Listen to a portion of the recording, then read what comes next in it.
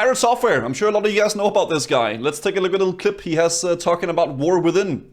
I played World of Warcraft yesterday. Like a lot, actually. Oh, he did? I went and did their pre-expansion content. I went on it and I was like, I want to understand and why people are saying that the War Within is compelling. The reason why I find it to be compelling is because something I always loved about World of Warcraft was the story. Yeah. Before Magni Bronzebeard turned into a diamond that kept saying the word wounds over and over again. And I was like, Jesus Christ, just shut up. Like, I hate it. Yep. I love the story of World of Warcraft. Yep. Champion, the wounds. Like, I hate it. Dude, I hate it so much. And you know what they did? At the beginning of this goddamn story, you know what they did? They went and showed Magni Bronzebeard and how he'd been abandoned by Azeroth. And he was like, dude, I got a little bit scared. We did the pre-patch the other day as well, man. And then when they started talking about Magni, I started being like, oh no, here we go again. But I don't think they're going that direction, to be fair. I don't care about any of this. I feel totally betrayed by Azeroth. I feel awful. And he was like all like tarnished, and he looked like and he's like, look what she left me like, and he just feels awful.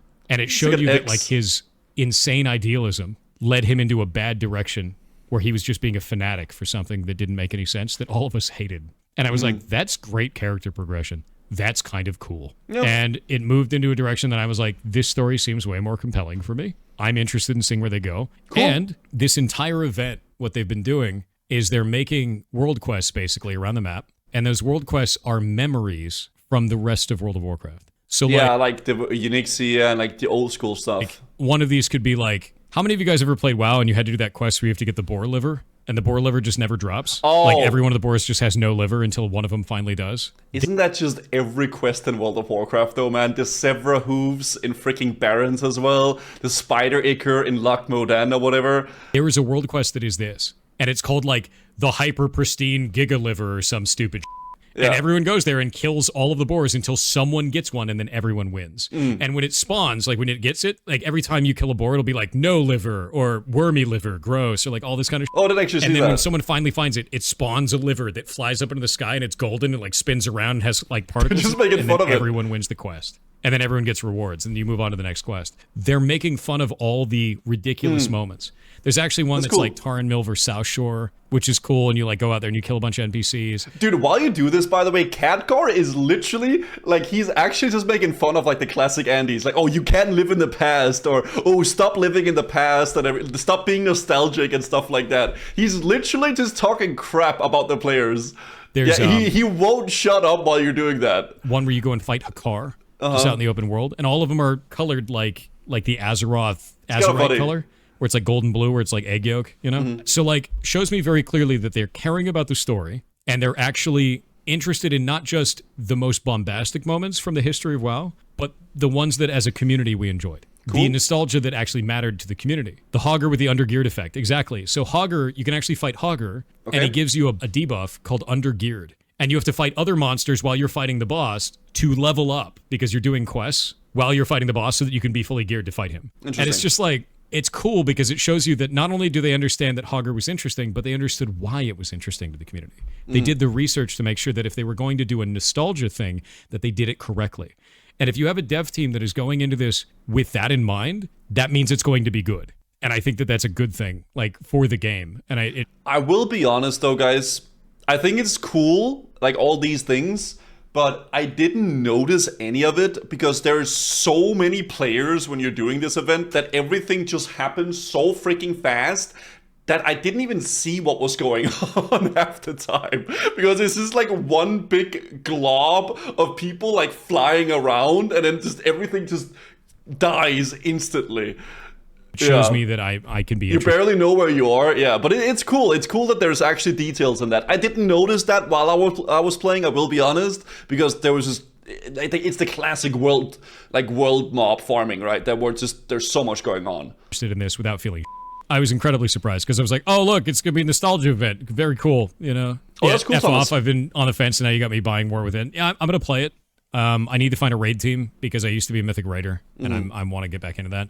I'm on the fence about playing my Mage or my Guardian Druid. Also, by the way, my Mage was only level 50, and this event, I got to level 70 in 1 hour. Yeah. Do not buy a character boost. Just go. It is so crazy. Go do the event. Every time you finish one of the event mini quests, it's like a half a level. It's insane. So people were doing levels every 3 minutes, like all the time. Like, just go do it. Like, if you're gonna play, go level your character. Don't buy that. There's no reason for it. It's even faster to level in Remix. I have to go check it out. I'm blown away by it, dude. It's completely insane to me. How can Remix be even faster? That's crazy. Because that is fast, and then Remix is even faster. Something funny. One of the things that I did as a raid leader, because I was a raid leader forever, all the way from Nax 40 up until like Legion, I think is the last time I raid led. Dude, he played a lot of WoW. I knew he like worked for WoW, for Blizzard and stuff like that, but I didn't know he was like that much into, like, for that long. I know he did Mythic raiding and whatnot, but he played like actually since back then.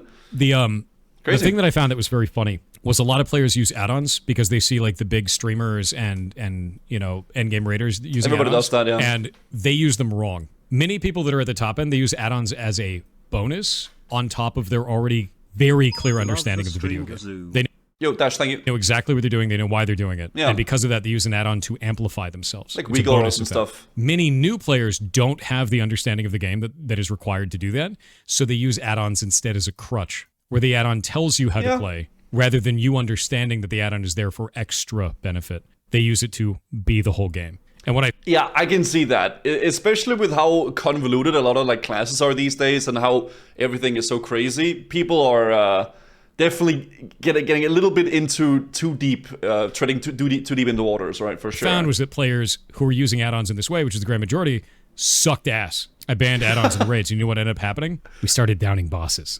Wait, that's actually kind of giga. So we just made, dude, I can respect that. We couldn't kill before because the add-on didn't tell me to get out of the fire. This is so true.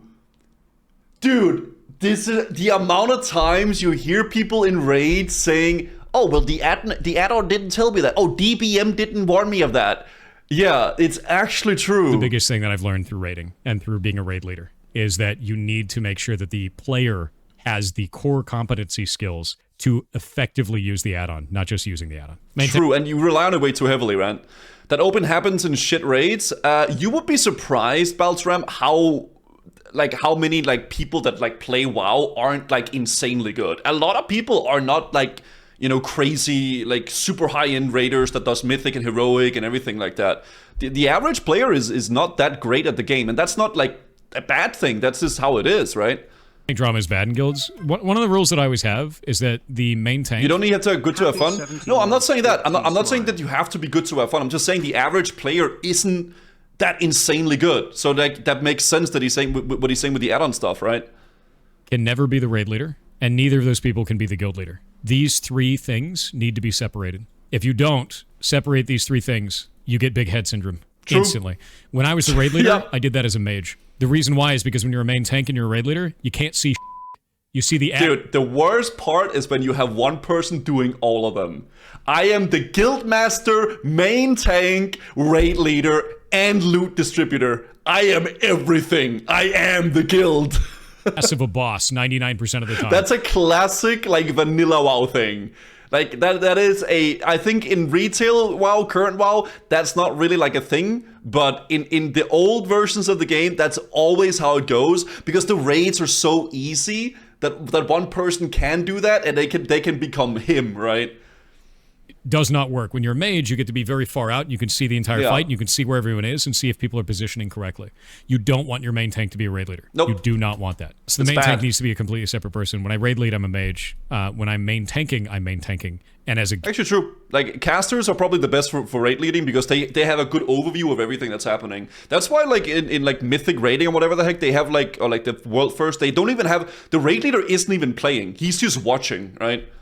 Guild leader, I will never do either of these two things. Yeah. I will bring in other people to do that. They need to be separated. Now understand, this doesn't mean that it needs to be separated at all times. There are people out there that are really good at doing these things. There are very high-end players doing this. The average player is not a top-end player in World of Warcraft. The average player does not know how to handle the perceived authority that they gain by being a main tank, a raid leader, or a guild leader. And when you combine any of these effects, their head inflates to the size of the moon. And it becomes a massive problem for everyone else who just wants to play the goddamn video game. And the worst part is if you're playing with someone where like you literally can't tell them that they're doing something wrong because they can never do anything wrong, right? I am the raid leader, guild master, like main tank. I do everything and I'm never wrong, right? That's where it becomes a toxic environment as well. Stream it? I might. There's an old joke that unless you're Asmongold, or like a very small group of people that stream WoW, when you stream WoW, you do that to retire as a streamer. Everyone, I want to let you know that I'm retiring as a streamer, and I'm converting the stream over to a World of Warcraft only stream. Horde or Alliance? Sorry, what is it? Horde. It's a really funny way to spell honorable kill. Alliance. No, honorable kill. That's the word. Dude. I'm kind of starting to really like this guy. Pirate Software, my man. Spell it right. For the Horde, dude. 100%. Oh, This is... Yo! Hey, I will say, man, I agree with that. I really like Pirate Software. Holy crap. He's definitely grown on me a little bit here. Holy. I'll link the channel here, guys. Obviously, you guys know who Pirate Software is. He is awesome. He is an amazing content creator, man. He is like the shorts guy on YouTube. Horgo was the character that was so interesting that he became the last released hero for Hearts before further development ceased. He plays like a dingus and is completely in character. That's awesome. WoW players, Horde or Alliance, me a Warcraft 3 player, my life for Nershul. Dude, the Forsaken, man. When you think you're out, they always pull you back in. You can never truly quit World of Warcraft. His voice calls me on a deep level. I like him a lot. He's really he's invaded my my YouTube page actually, but I like him. He's a cool guy, definitely.